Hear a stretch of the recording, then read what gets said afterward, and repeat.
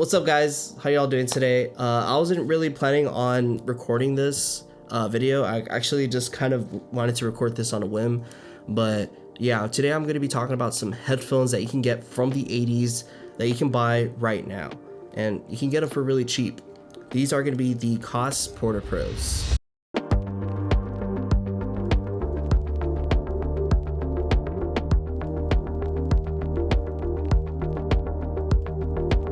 So these are the Koss Porta Pros, and I know what you're thinking. Oh, Koss, such a nostalgic and cheap brand. And yes, while they are cheap, the sound quality of these headphones are absolutely phenomenal. They kind of remind me of the late 80s, sort of early 90s kind of vibe. And you compare these with a Walkman or even a CD player.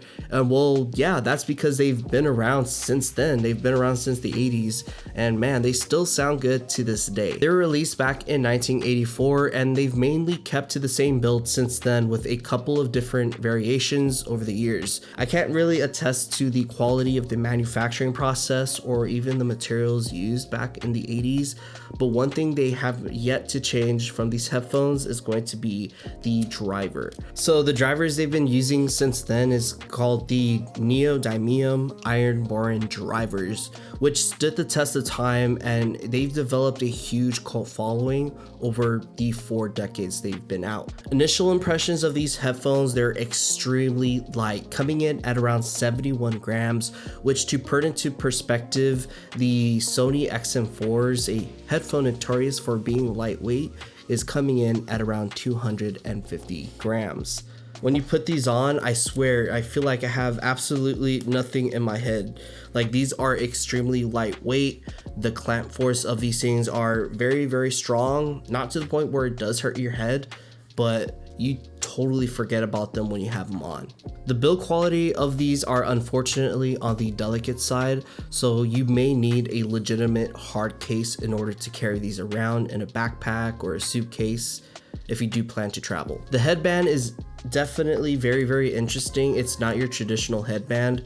I guess they sort of kept this since the 80s, but to adjust the actual headband itself, you sort of need to use these black tabs, push them up, and once you get them to the height you want it, put them on your head, make a slight more adjustment, and you're good. But yeah, definitely on the weirdish side, and once you kind of are done using them, you could just use light force on one side and it just comes back to normal. So yeah, and then to put them away, you could sort of do this, or you could, make it into a circle as well, like this. And yeah, that's it. That's how you travel with them. The headphone wire itself is definitely on this thinner side, but it's only on the actual drivers themselves. Once they kind of converge, it goes into a much thicker cable, which leads to the 3.5 millimeter jack. And on the 3.5 millimeter jack, you sort of have this spring right here to kind of prevent any type of bent cable or any type of the wire doesn't break and so forth. I read online that the cable is a little bit too small sometimes, and sure, coming in at 3 feet 10 inches that I measured, but it's more than enough wire you need when you're going for a run. When you plug in your phone, put it in your pocket, and put these on, you're good. It has more than enough wire to supply that. So yeah, I'm not sure what they are talking about. All right, another thing to mention is going to be the ear pads that do come with the Koss Porta Pros. They're a little bit on the thinner side, unfortunately, and you could definitely see them wearing down even after a couple of weeks of wearing these headphones. So yeah, something you definitely need to consider, and more about that later though. All right, now let's talk about the sound quality of these headphones and more overall thoughts and opinions and things I've noticed when listening with these headphones. Lo-fi style music like Burn It by BB and Tatto by Misago and FKJ sound absolutely phenomenal. Really, really punchy mid bass, and any type of synths that I've noticed, they sound extremely full and grand. The bass has a heavy mid bass emphasis, and unfortunately when it comes to the higher bass frequencies, they sort of bleed into the mids a little bit, and it kind of distorts the sound just a little bit on the mids though.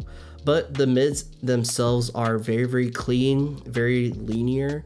You know, they're very tame. They're not sound shouty whatsoever. But honestly, those are a lot of the drawbacks you get at around this price range anyways. The treble, however, on these headphones were definitely my favorite. They have a very warm sounding tuning when listening with these headphones, so this is right up my alley. 80s music sound absolutely amazing, well, as expected. Anything with synths really shined with these headphones. The treble did sound a little bit too recessed in certain genres of music, things like orchestra where any type of string instrument was playing. They definitely had a lower volume. Even in other instruments as well, the clarity of those instruments is not all that. So that was probably the only downside with the treble. Well, then again, it is something you would expect out of a warmer tuning, just a little bit too much for my taste. But in every other genre of music, the treble sounded clean and there was no sibilance whatsoever. Imaging wasn't great, especially in video games, but that is to be expected with the size and build of the headphone. But for the most part, it's fairly immersive without sounding overbearing in game. And well, that kind of brings me to the conclusion of these headphones. These aren't supposed to kind of blow your socks off. These are just supposed to sound fun. They have a unique sound that you simply won't find at any other price point. They're aesthetic, compact, very lightweight, and more importantly, they're fun to listen to. Podcast, vocals, they all sound full and warm. Listening to your favorite soundtracks sound nostalgic, and they could do all that for just $30. Another thing to bring up is going to be the ear pads of these headphones. These are actually aftermarket ear pads by Yaxi, and they sell these ear pads for about $12 online. The reason why I didn't really bring these up in the review was because they're not a part of the headphone. These ear pads are part of the headphone.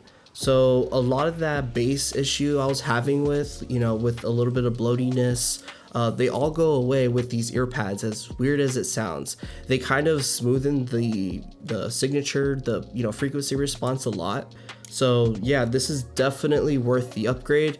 Unfortunately, I'm not going to bring it up in the review because it is an additional purchase. So yeah, keep that in mind. If you do like the sound of the original ear pads, but you kind of want more tamer bass, more controlled bass, then it's definitely worth upgrading to the Yaxi ear pads. But yeah, this is a review of the Koss Porta Pros. These are probably one of my favorite headphones to check out in 2024. They're definitely not the best headphone in 2024, but it's just a fun headphone, very small, minimal, aesthetic, listening to 80s soundtracks or lo-fi music, podcasts.